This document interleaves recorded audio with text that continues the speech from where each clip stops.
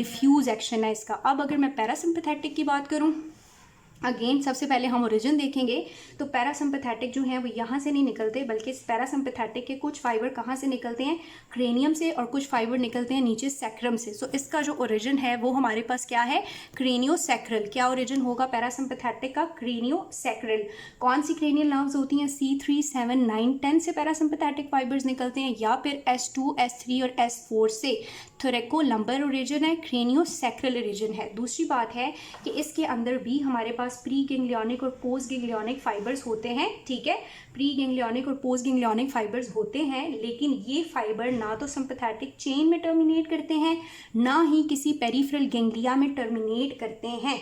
ये जो pre ganglionic fibres होते हैं ये काफ़ी ज़्यादा लार्जर होते हैं, ये लॉन्ग डिस्टेंस ट्रैवल करते हैं और इनर्वेटिंग ऑर्गन के बिल्कुल करीब किसी गैंग्लिया में या इनर्वेटिंग ऑर्गन की वॉल के अंदर इनकी सिनैप्स होती है। और पोस्ट गैंग्लियोनिक फाइबर ये छोटा सा राइज होता है जो इसको सप्लाई करेगा।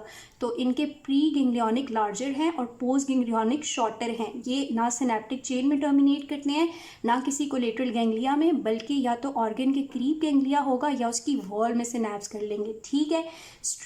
रेस्ट और डाइजेस्ट के केस में एक्टिव होंगे और ये बहुत ही इनका लिमिटेड सा और स्पेसिफिक इफेक्ट होता है।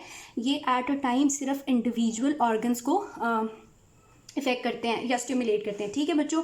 तो ये इनका एक बेसिक सा डिफरेंस, आई होप आपको समझ आ गया होगा। इसका हमारे पास सिंपैथेटिक है, ये पैरासिम्पैथेटिक है, स्ट्रेस या फाइट और फ्लाइट पे एक्टिव होता है, रेस्ट और डाइजेस्ट में एक्टिव होता है। थोरैकोलम्बर इसका ओरिजिन है, क्रेनियोसैक्रल इसका ओरिजिन है, प्री गैंग्लियोनिक शॉर्ट है, पोस्ट गैंग्लियोनिक लार्जर हैं। यहाँ पे प्री गैंग्लियोनिक लार्जर है और पोस्ट गैंग्लियोनिक शॉर्टर हैं। इनकी टर्मिनेशन सिनेप्टिक चेन में या कोलेटरल गैंग्लिया में होती है और इनकी टर्मिनेशन ऑर्गन के करीब गैंग्लिया या ऑर्गन वॉल के अंदर होती है। इनका जो एक्शन है वो डिफ्यूज़ होता है, through out the body effect आते हैं, और इनका जो एक्शन है वो डिस्क्रीट होता है, स्पेसिफिक होता है, एक ऑर्गन के ऊपर होता है, ठीक है जी। तो अगर आप बुक में आएंगे तो यहाँ पे जो है वो सारी की सारी सिंपैथेटिक की यही बातें लिखी हैं जो मैंने आपको बता दी हैं, पैरासिम्पैथेटिक की भी और एंटारिक की भी यही कि ये GIT में होता है। अब उसके बाद हमारे पास आ जाता है कि हमें सिंपैथेटिक और पैरासिम्पैथेटिक नर्वस सिस्टम के फंक्शंस के बारे में भी तो पता होना चाहिए, ठीक है। अब आपको इन दोनों का डिफरेंस जो है वो समझ आ गया है और ये डिफरेंस आपको बहुत अच्छे से आना चाहिए। यहाँ पे आप पैरामीटर्स लिख लें कि हमने किस किस चीज़ को देखना है। यहाँ पे आप सिंपैथेटिक नर्वस सिस्टम और पैरासिम्पैथेटिक नर्वस सिस्टम के जो भी पैरामीटर्स के मुताबिक है, यानी कि ओरिजिन क्या है, गैंग्लियोनिक की जो एक्सॉन्स है उनकी लेंथ क्या है, उसके बाद उनकी सिनैप्स कहाँ पे होनी है, उनका एक्शन क्या है, ये आप यहाँ पे लिख लें। उसके बाद अब हम बात करेंगे कि इनके फंक्शंस कैसे होते हैं, ठीक है। हम किस चीज़ की बात करते हैं, फंक्शंस की बात करते हैं। पहले मैं आपके साथ बात करती हूँ सिंपैथेटिक नर्वस सिस्टम के फंक्शंस के बारे में। तो बच्चों सिंपैथेटिक नर्वस सिस्टम से आपको एक चीज़ तो समझ आ गई है कि ये कब एक्टिवेट होता है, जब आप कहाँ होते हैं, स्ट्रेस में होते हैं, फियर की कंडीशन होती है, या फिर कोल्ड है, या आप एक्सरसाइज करने हैं, यानी फाइट और फ्लाइट का केस है, ठीक है जी, स्ट्रेसफुल कंडीशन है। तो उस टाइम सिंपैथेटिक नर्वस सिस्टम के क्या इफेक्ट्स होंगे, दो जगह पे आपने इसके इफेक्ट्स को बहुत अच्छे से याद रखना है, ठीक है। कहाँ पे याद रखना है कि इसके हार्ट के ऊपर क्या इफेक्ट आते हैं और हमारे GIT पे क्या इफेक्ट आते हैं। और ये बात भी याद रखनी है कि हार्ट और GIT पे जो इफेक्ट्स हैं वो बिल्कुल ऑपोजिट हैं और यही चीज़ हमें MCQ वगैरह में कंफ्यूज करती है। अब अगर आप हार्ट के ऊपर इसके इफेक्ट देखना चाहते हो तो आप खुद सोचो कि जब हम स्ट्रेस में होते हैं, गुस्से में होते हैं, फियर होता है हमें, हम डर रहे होते हैं, या हम लड़ रहे हैं, या हम कुछ मतलब इस तरह की लड़ने वाली कंडीशन आप सोच लें, हम किसी के साथ लड़ रहे हैं, फाइट कर रहे हैं, तो उस टाइम क्या होगा, जाहिर है उस टाइम बच्चों हमारा हार्ट रेट जो है वो इंक्रीज हो जाएगा, हमारी जो हार्ट की कॉन्ट्रैक्टिलिटी है वो भी इंक्रीज होगी, कार्डियक आउटपुट भी इंक्रीज होगा।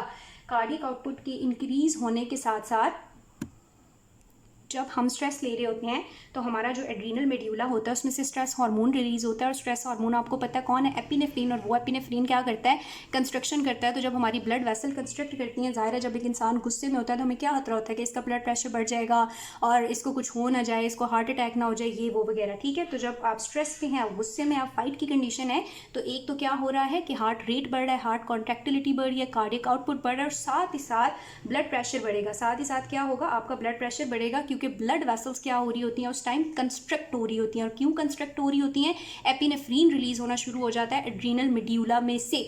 उसके बाद ये हार्ट के ऊपर इफेक्ट आ गए। अगर हम GIT की बात करें तो आपको पता है स्ट्रेस में बहुत लोगों की कंप्लेन होती है, अगर चाहे वो एग्जाम का स्ट्रेस है या किसी और चीज़ का स्ट्रेस है, कि हमें भूख नहीं लग रही।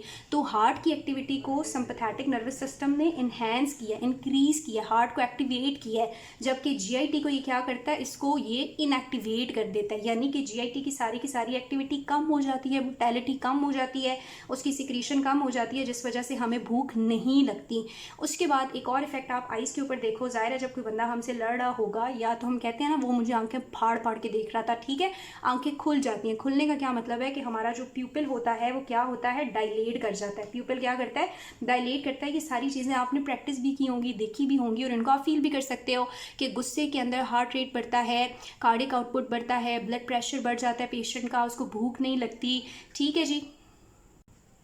प्यूपिल जो हैं वो डायलेट हो जाते हैं। और प्यूपिल के अलावा अगर हम बात करें किसकी, अगर हम बात करेंगे यूरिनरी ब्लैडर की, ठीक है, तो उस टाइम जितने भी हमारे ये यूरिनेशन के रिफ्लेक्स होते हैं या डिफिकेशन होता है तो स्ट्रेस में ये इतने ज़्यादा प्रोमिनेंट नहीं होते। तो यूरिनरी ब्लैडर जो है वो हमारे पास क्या होता है, रिलैक्स हो जाता है, इसलिए यूरिनेशन की जो सेंस है वो लॉस हो जाती है और सेक्शुअल ऑर्गन्स पे भी इसके नेगेटिव इफेक्ट होते हैं। ज़ाहिर है स्ट्रेस में या फिर उस कंडीशन में जो सेक्शुअल डिज़ायर्स होती हैं या वट एवर, ये सारी भी लॉस हो जाती हैं। तो ये सिंपैथेटिक नर्वस सिस्टम के फंक्शंस हैं, इंपॉर्टेंट फंक्शन है हार्ट के ऊपर भी और जीआईटी के ऊपर भी। अगर हम बात करेंगे किडनी के ऊपर, और आपको मैं बता चुकी हूँ कि किडनी से रेनिन रिलीज होगा और वो भी वेजो कंस्ट्रक्शन कराएगा, और एड्रीनल मेड्यूला से एपिनेफ्रीन रिलीज होगा और वो भी वेजो कंस्ट्रक्शन करेगा। अब अगर हम इसके ऑपोजिट बात करें पैरासिम्पैथेटिक नर्वस सिस्टम की, तो पैरासिम्पैथेटिक नर्वस सिस्टम जो है वो कब एक्टिव होता है, रेस्ट और डाइजेस्ट के केस में। कब एक्टिव होता है, रेस्ट और डाइजेस्ट के केस में। अगर आपको सिंपैथेटिक नर्वस सिस्टम के फंक्शंस याद हो जाते हैं तो पैरासिम्पैथेटिक के बिल्कुल ऑपोजिट है। वो हार्ट रेट को स्टिमुलेट कर रहा था, हार्ट रेट को बढ़ा रहा था, कॉन्ट्रैक्शन को बढ़ा रहा था, उसके बाद कार्डिक आउटपुट को बढ़ा रहा था। इसके हार्ट के ऊपर नेगेटिव इफेक्ट होते हैं थ्रू वेगल स्टिमुलेशन, ये हार्ट रेट को कम करता है। रेस्ट और डाइजेस्ट में आपको पता है आप पुरसुकून होते हैं तो भूख बहुत ज़्यादा लगती है, वो जीआईटी को अपोज कर रहा था, लेकिन ये जीआईटी को एनहेंस करता है। वो प्यूपिल को डायलेट कर रहा था, आंख हमारी खुली भी होती है जब हम गुस्से में होते हैं, लेकिन आराम सुकून से लेटे हों तो प्यूपिल इतना ज़्यादा डायलेट नहीं होता, सो ये प्यूपिल को कंस्ट्रिक्ट करता है। इसी तरह अगर हम ब्लैडर के ऊपर बात करें तो वो ब्लैडर को रिलैक्स करके यूरिनेशन की सेंस को ख़त्म कर रहा था। ये ब्लैडर को क्या करता है, कंस्ट्रिक्ट करता है और यूरिनेशन कराता है, और सेक्सुअल जो भी हैं वो भी हमारे पास इन्हेंस हो जाती हैं। तो ये सारे इसके फंक्शंस लिखना बहुत ज़्यादा आसान है। मैं आपको कहूँगी कि लिप्पिनकॉर्ड का ये जो टेबल है इसको आप बहुत अच्छे से याद कर ले, और स्पेशली कि मेल जेनिटल ऑर्गन्स के ऊपर या फंक्शन के ऊपर ड्यूरिंग इजैकुलेशन और इरेक्शन सिंपैथेटिक और पैरासिम्पैथेटिक का क्या रोल है, ये आपने ज़रूर देखना है क्योंकि ये पूछा जाता है। सो हमारे पास हमें इसके बेसिक फंक्शंस के बारे में पता चल गया। फंक्शंस के बाद हमें बताया हुआ है कि जो ऑटोनॉमिक नर्वस सिस्टम है ये किस तरह से हमारे ऑर्गन्स को इनोवेट करता है। तो बहुत सारे ऑर्गन्स ऐसे हैं, जैसे देखो अगर हम बात कर लें किसकी, हार्ट की बात कर ले तो दिल को और सिंपैथेटिक भी इनोवेट कर रहा है और पैरासिम्पैथेटिक भी इनोवेट कर रहा है। इस तरह लंग्स को सिंपैथेटिक भी कर रहा है और पैरासिम्पैथेटिक भी कर रहा है। तो बहुत सारे ऑर्गन्स को डुअल इनोवेशन मिलती है, सिंपैथेटिक के थ्रू भी और पैरासिम्पैथेटिक के थ्रू भी। लेकिन कुछ ऐसे हैं जिनको सिर्फ कौन करता है, सिंपैथेटिक सिस्टम इनोवेट करता है, पैरासिम्पैथेटिक नहीं करता। वो कौन सी दो चीज़ें हैं, वो है हमारे पास एड्रीनल मेड्यूला और किडनी। एड्रीनल मेड्यूला और किडनी आपने याद रखना है कि इनको सिर्फ क्या करता है, सिंपैथेटिक नर्वस सिस्टम इनोवेट करता है, पैरासिम्पैथेटिक नर्वस सिस्टम इनोवेट नहीं करता। उसके बाद बताया हुआ है कि सोमैटिक अंडर वॉलंटरी कंट्रोल है, और ये इनकी समरी है। यहाँ पे जो मैं डिफरेंस आपको लिखने को कह रही थी वो सारे लिखे हुए हैं। ओरिजिन भी मैंने समझा दिया, फाइबर की लेंथ के बारे में भी बता दिया, गैंग्लियाज भी बता दिए कि दोनों के कहाँ होंगे।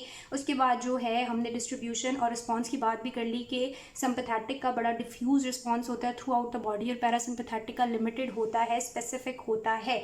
नेक्स्ट वीडियो में मैं आपको बताऊंगी कि हमारे पास ये जो प्री गैंग्लियोनिक और पोस्ट गैंग्लियोनिक फाइबर्स हैं इनके दरमियान सिनैप्स होती है, ये आपस में बात करती हैं कि अपना मैसेज इसको ट्रांसमिट करती है तो किस तरह से होती है। और जो पोस्ट गैंग्लियोनिक है जब वो इफेक्टर ऑर्गन को जाके सिग्नल देता है तो किस तरह से देता है, ये जो सिग्नलिंग होती है वो किस ट्रांसमीटर के थ्रू होती है, और सिग्नलिंग के बाद अंदर किस तरह से रिस्पांस ट्रांसमिट होता है, ये मैं आपको नेक्स्ट वीडियो में बताऊंगी। और फिर इससे अगली वीडियो में हम अपनी बेसिक जो फार्माकोलॉजी है, कोलिनर्जिक एगनिस्ट हैं, उनको स्टार्ट करेंगे।